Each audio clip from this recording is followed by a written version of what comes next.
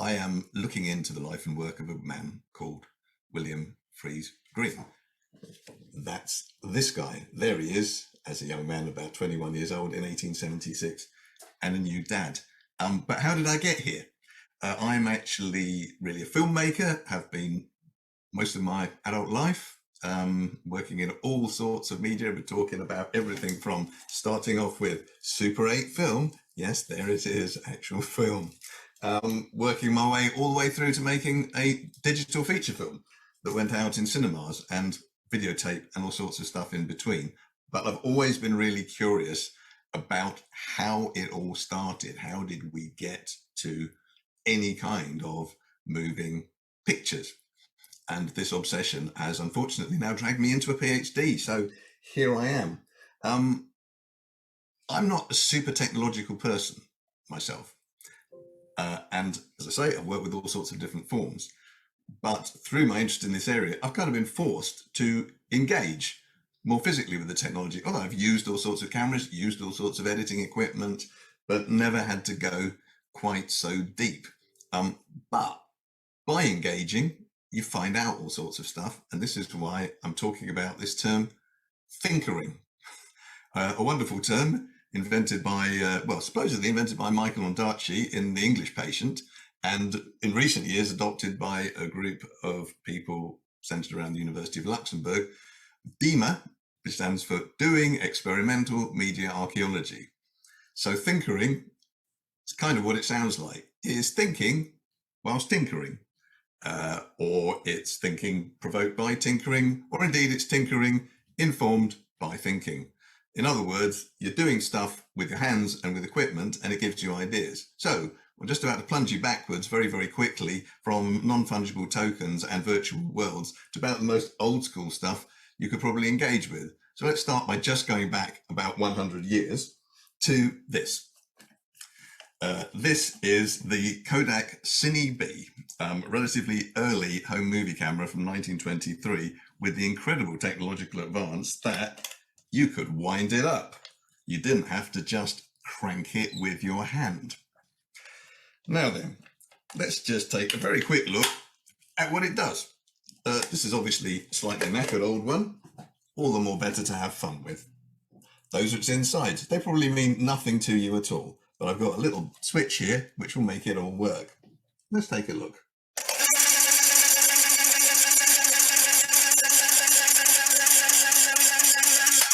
Okay, so one thing it isn't is quiet. As you might have noticed, that didn't matter since these were silent films.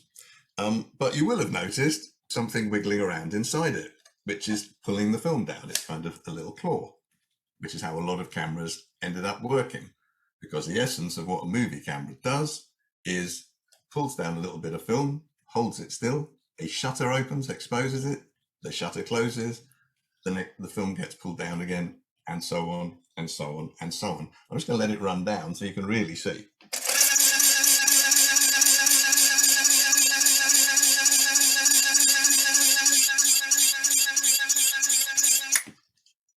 I'm not going into boring details, but the point is there you can see there's something going round and round, and it's turning into a movement which is down. So something that goes round becomes vertical movement. Really important thing in film cameras. Messes with your head when you try to think about it, but when you actually look at it, you go, oh, I see, that's moving, that's doing that, that's doing that, that thing's there, pulling that. Oh, okay, right. I sort of have some vague idea, even if you don't understand everything about this. I've actually in the past had to work with cameras like this and lace all the film through all of this. You don't want to do it. All right. Now, my guy, about 6-7 years before anything that could be called the beginning of the film industry began, presented to the world one of the very first moving picture cameras.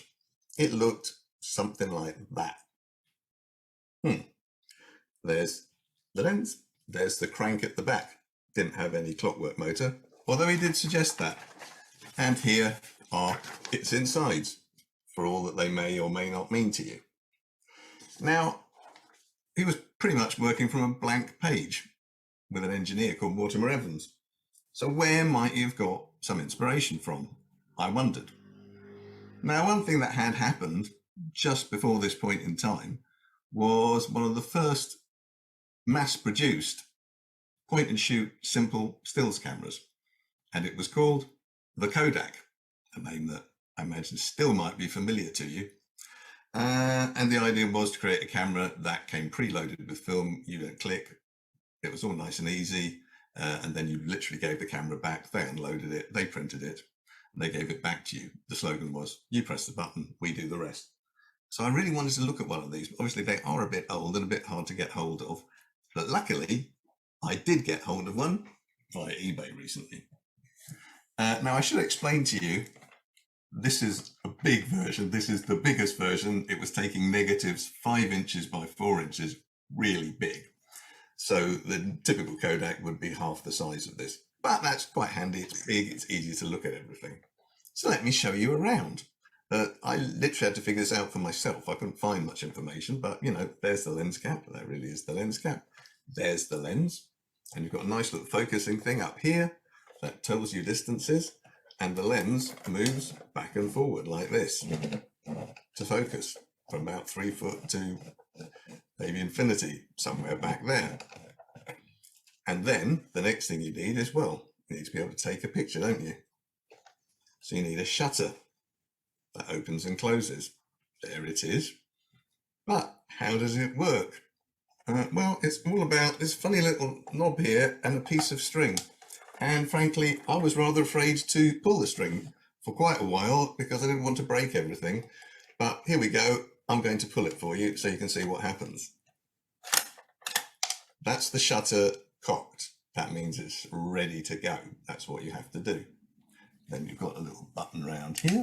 Releases a little thing in there. And did you catch that?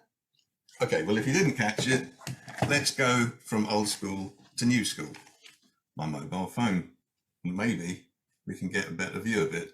Here's a little video I took in slow-mo, and I'm just going to play it for you.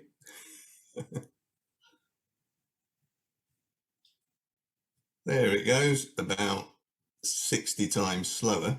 Isn't that a wonderful thing? There we've got digital technology helping us to understand some very old technology.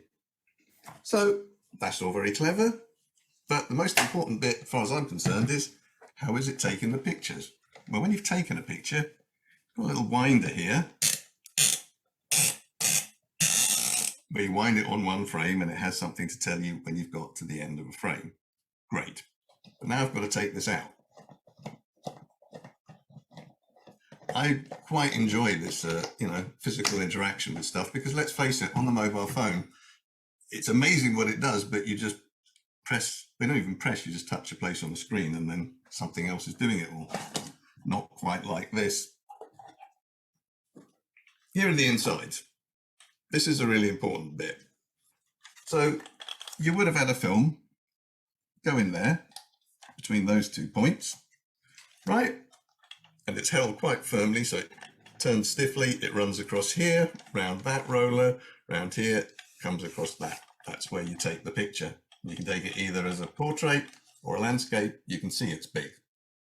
And then it will come around here, and there is a nice little, there you go. You can clamp the film, the end of the film there, wind it on. Nice and simple. But this is really quite important, what's going on in here, because if we take a little look back at what my guy, William Friese-Greene, was up to, have a look there. Right, you see, that's the film there, kind of going over a sort of solid wooden something onto other things. Well, that reminds you maybe a little bit of that thing in there. And then let's look at another picture. These are like engravings of the insides. All those rollers arranged in that fashion. Doesn't that maybe remind you a bit of something else? Not that it's identical, but this was the nearest technology. Now you might go, well, that all seems very laborious, and this seems,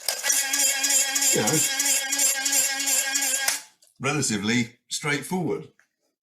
But at the end of the day, a movie camera is taking a series of still images. So is your phone, by the way. taking a series of still images very rapidly.